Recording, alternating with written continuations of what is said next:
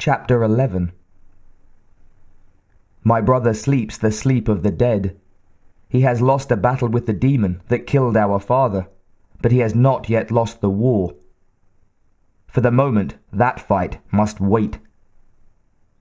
The monster walks in blood, and my brother is Nayenezgani, the monster slayer. He must prepare for the fight. He cannot hide as our father did. He must face his demons. He will not listen to me. He does not know me. But he knows our grandfather, remembers and loves him, and still misses him.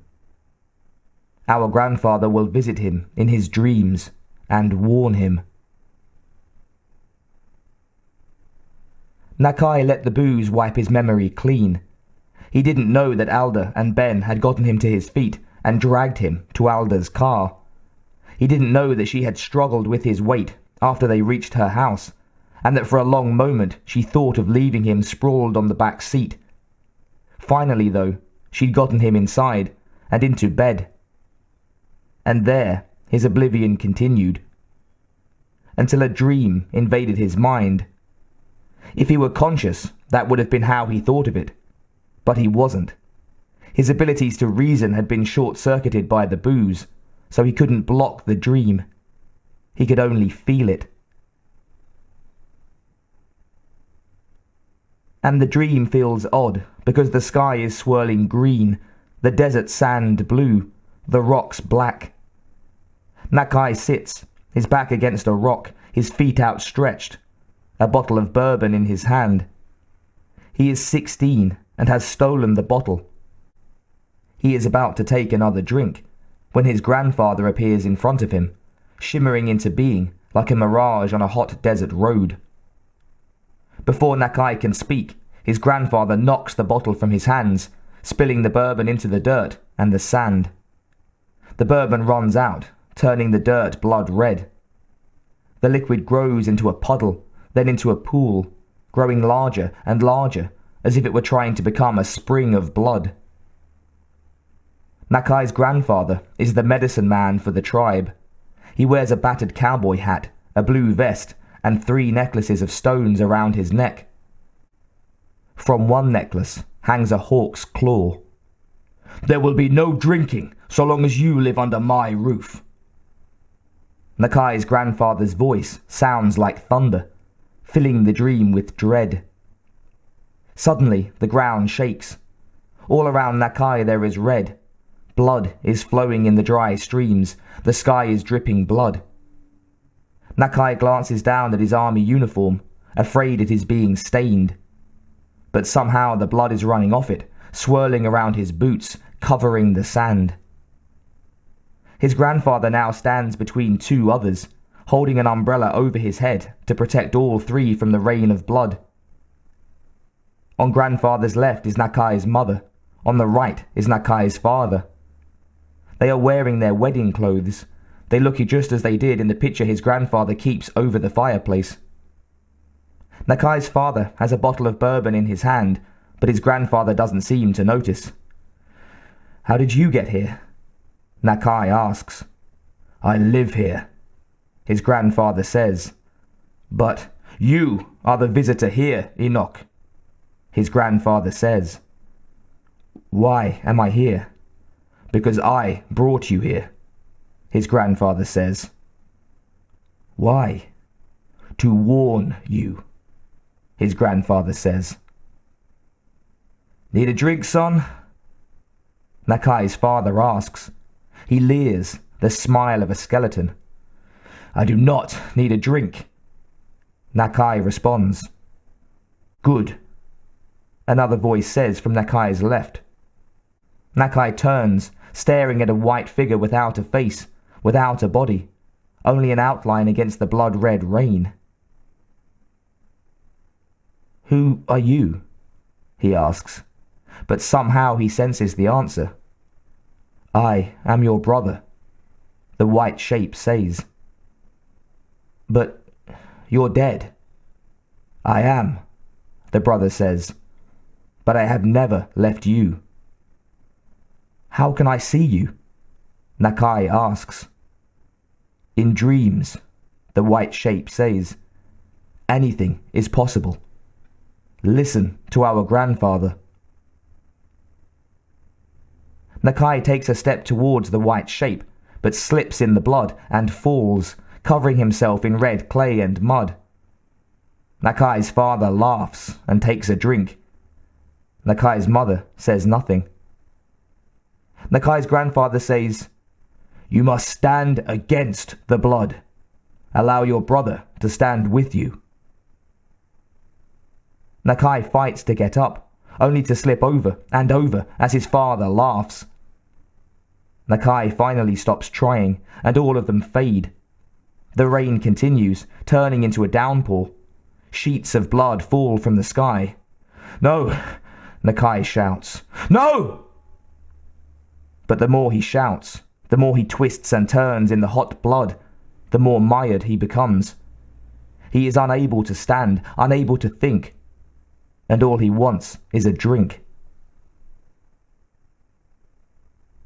"Nakai," a voice said, distant yet familiar. "Wake up. You're having a nightmare." The blood faded. The tangle around his legs was caused by bedclothes, not mud. Light poured in from a nearby window. Sunlight. He had never been so happy to see it in his life. Alda sat beside him on the bed, her hand on his shoulder, soothing him. Nakai stared at her for a moment, afraid to close his eyes for fear the dream would return. It had been a long time since he had dreamed like that. It had felt so real, he was afraid the sheets were covered in the blood, but they were only damp with his sweat. Alda held out her hand. "Here, take these." She shoved 2 white pills into his hand, then took a glass of water off the nightstand and handed it to him.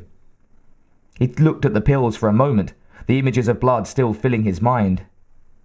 "Aspirin," Alda said. "After that much drinking, you're going to need aspirin, and lots of water."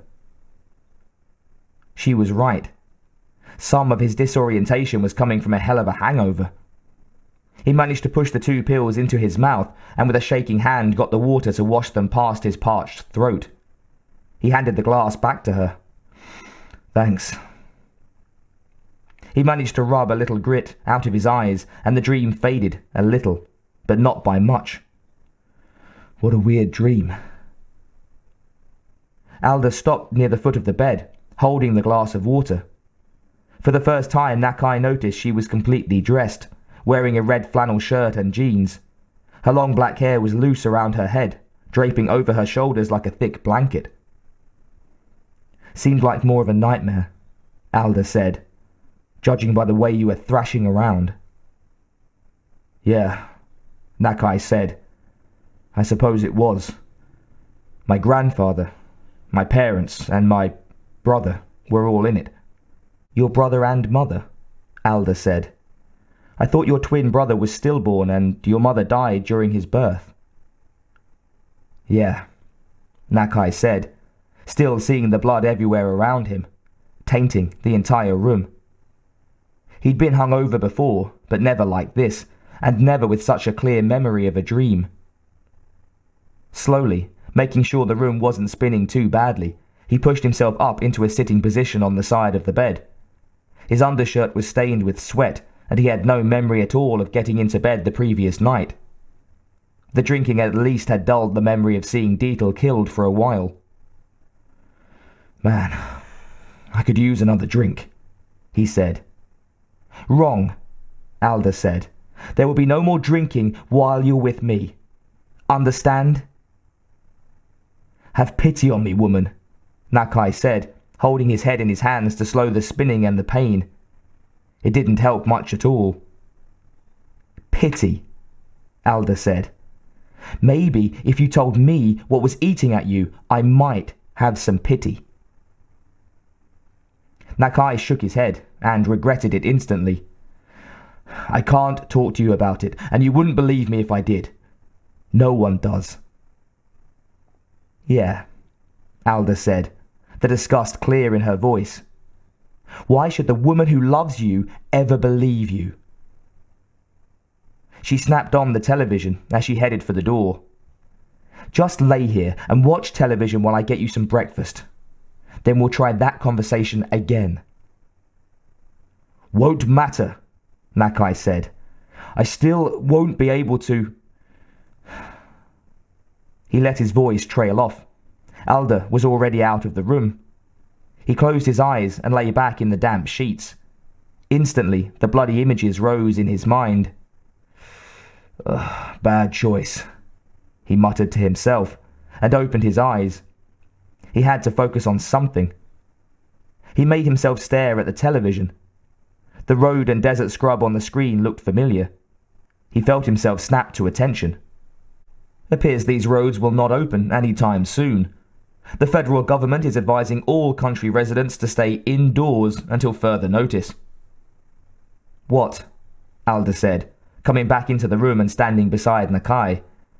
Nakai held up his hand for her to be silent. The scene shifted to a reporter on location. Behind the reporter there was a roadblock, manned by army privates. Nakai didn't recognize any of the soldiers, but the road was one of the main roads leading into his base. "Details are still sketchy," the reporter said. He was a slender, well-dressed man who kept glancing over his shoulder, nervously. Nakai had never seen a reporter who so clearly did not want to be on the scene. "Officials have confirmed that a large explosion destroyed Cole Army Base at 7:04 this morning. The size of this blast would seem to preclude the possibility of any survivors. At this moment, the Army is not saying what caused the explosion. It is currently still under investigation." "Oh God," Alda said, covering her mouth as if she might throw up at any moment. She sank to the edge of the bed. Nakai didn't move. He felt numb, not really believing that his entire base was gone, yet knowing exactly what the cause was. There were no large-scale nukes on that base, and even if there were, they wouldn't have gone off randomly. There weren't any other weapons at the base that would be powerful enough to destroy it. But Atherley had ordered the strange ship to be taken to one of the hangars at the base. There had probably been weapons in that thing. Which meant that the explosion that destroyed the base might have been caused by the same thing that had killed Deetle. Nakai's headache had just gotten worse. Then his grandfather's words from the dream came back to him. He must stand up to the monster. But he didn't want to. A monster like this was bigger than one man. Nakai couldn't handle something like this alone. Alda moved closer to Nakai. She put her hand on his shoulder, trying to comfort him. But what if his grandfather was right? What if it was Nakai's job to kill the monster? Why else would he survive, not once, but twice? Why did he get away when Deetle hadn't? And why was he off the base when it was destroyed? The monster would arrive spewing death from a shimmer in the air. His grandfather had once said to him, "You must stand against the blood. Allow your brother to stand with you." The words from his dream. But what did they mean? Alda slipped her arm around him. He leaned against her. His father had been in that dream for a reason, laughing, holding bourbon. Nakai could be a laughing drunken fool, or he could do something. He had always vowed not to be like his father. Nakai took a deep breath and turned to Alda. "Can I borrow your car?" "What for?" she asked, surprised. "That was my base," he said, pointing at the television. "And I think I know what happened. It's my duty to go back." "What if there's radiation?" "They would be evacuating all areas downwind," Nakai said. "We would have heard by now. I'm going to go." "There's nothing there, Enoch." "You don't know that," he said. "They don't know that." She gazed at him for a moment, as if she were trying to read his mind. "This is why you got drunk yesterday, isn't it?" He nodded. "They sent me away. They shouldn't have. If they hadn't, you'd be dead now," Her voice shook just a little. "I know," he said. "I think I might have survived for a reason." She leaned her forehead against his and sighed. Then she raised her head. "If you go, I'm coming with you." "No," Nakai said. "There's no point in exposing yourself to who knows what." "But we're both safe right here," Alda said, the weight of her arm on his suddenly heavier, as if she might hold him down. "As far as the army knows, you're dead." Nakai glanced at the television and then again remembered his grandfather's words. He had to stand up to the monster, fight what had destroyed his base, even if he died in the attempt. "Even if you didn't go back," Alda said, "who would know?" "I would know," Nakai said, feeling the tightness of the words.